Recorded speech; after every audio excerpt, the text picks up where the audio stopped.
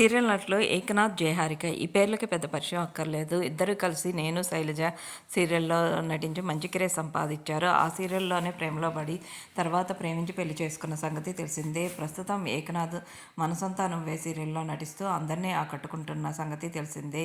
Eknath care of Anasuya సీరియల్‌లో మంచి craze సంపాదించాడు. ఇటు యూట్యూబర్‌గాను, సోషల్ మీడియా ఇన్‌ఫ్లుయెన్సర్‌గాను ఇద్దరు బాగా ఆకట్టుకుంటున్నారు.